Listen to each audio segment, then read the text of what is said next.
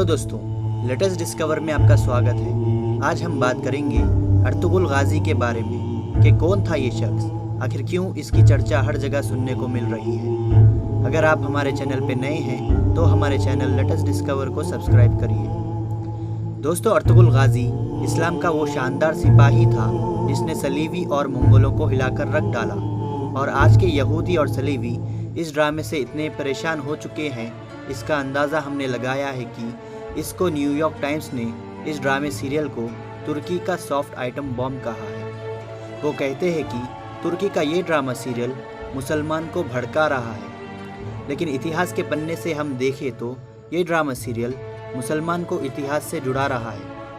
ये drama serial देखकर आज का मुसलमान अपने मज़हब के बहादुर सिपाही को देख रहा है।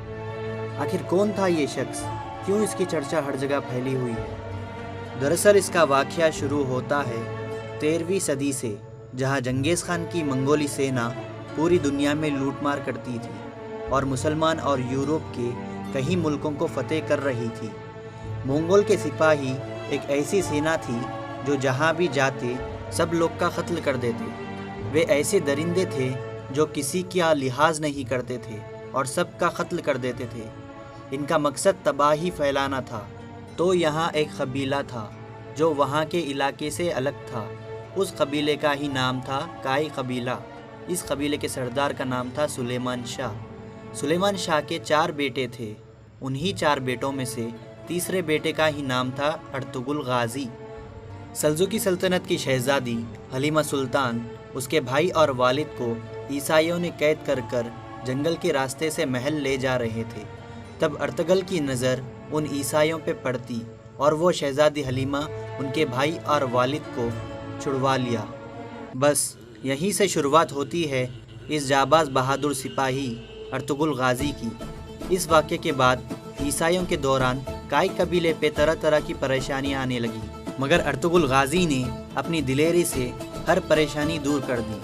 अर्तुगरुल का बहादुर काम था ईसाइयों के वह किले को फतेह करना जहां मुसलमान के खिलाफ साजिशें होती थी। उस ज़माने में इन ईसाइयों को नाइट टेम्पलर्स भी कहा जाता था। इस किले में पूरे ईसाई इकट्ठा होकर मुसलमान के खिलाफ आलमी जंग रच रहे थे, मगर अर्तुगरुल गाजी ने इनके नापाक इरादों पर पानी फेर दिया।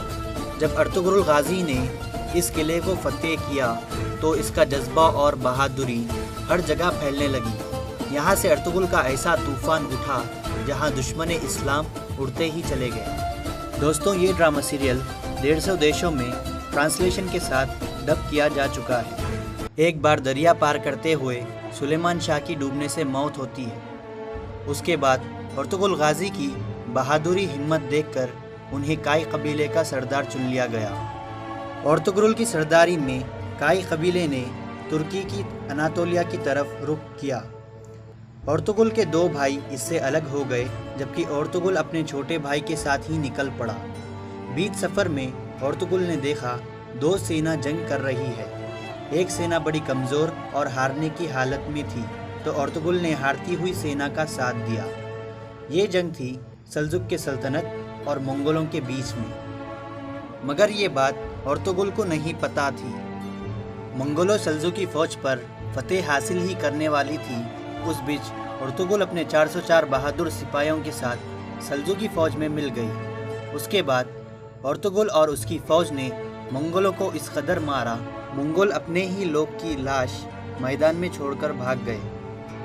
अलाउद्दीन सल्जुकी फ़ौज की हार मान ही रहा था, उतने में अर्तुगरुल की मदद से इतना खुश हुआ कि शहर अंगोरा या अंकारी के करीब ज़मीन तोहफे में दी।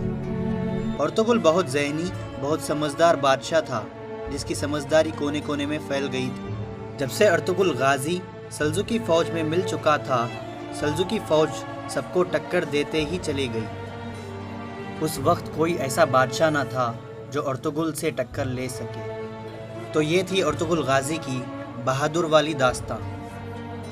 दोस्तों, हमारी वीडियो आपको कैसी लगी कमेंट कीजिए, और वीडियो पसंद आई है तो लाइक और शेयर ज़रूर करिए।